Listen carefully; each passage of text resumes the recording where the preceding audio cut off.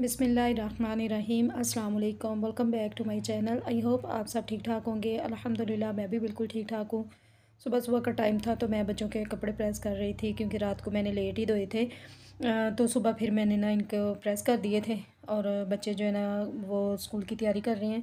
तो मैं फिर आ गई थी किचन में आके मैंने बच्चों के लिए नाश्ता बनाना था। और आज बच्चे मुझे कह रहे थे कि मामा जी हमारे लिए ना चाय और साथ डबल रोटी का नाश्ता बना कर दे दें। मैंने कहा चलो ठीक है। मौसम की तब्दीली की वजह से ना बच्चों के काफ़ी ज़्यादा गले ख़राब हैं।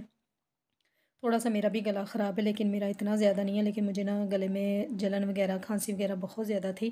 तो खैर अंश को भी बहुत ज़्यादा थी। मैंने कहा चलो अभी तो स्कूल चले जाओ, तो फिर मैं जब स्कूल से आओगे ना तो मैं तुम्हारे लिए शरबत ज़रूर मंगवा लूँगी।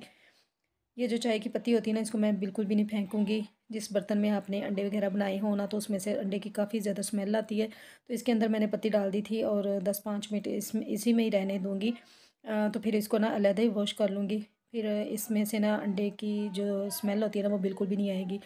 खैर बच्चों को मैंने नाश्ता दे दिया था और ये अंश का नाश्ता है। अंश को मैंने कहा जल्दी से अपना नाश्ता ले जाओ।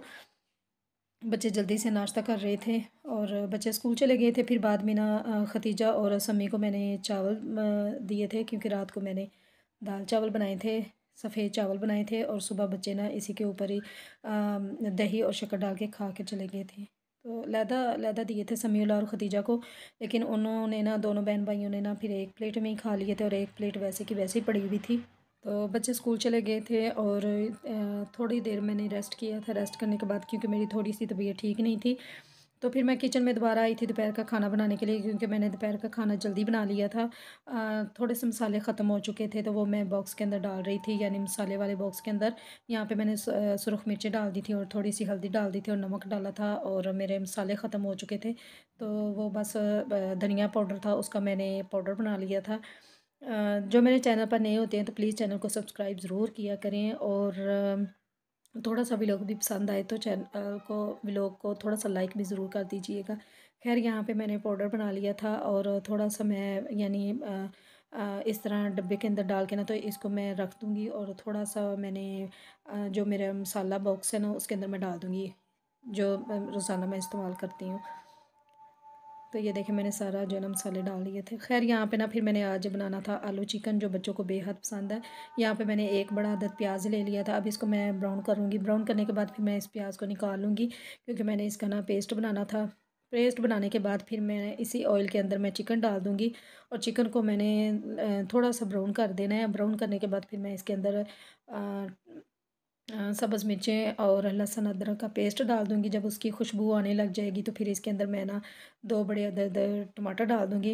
अब थोड़ा सा इसको भूनूँगी और इसके अंदर आलू मैं शामिल कर दूँगी क्योंकि मेरी खतीजा को ना चिकन अच्छा नहीं लगता, कभी तो खा लेती है कभी नहीं खाती। तो इस तरह मैंने आलू डाल दिए थे ताकि बच्चे ना परेशान ना हो। फिर इसी तरह ना आलू मैं निकाल के दे दूँगी तो वो बड़े आराम से खा लेगी।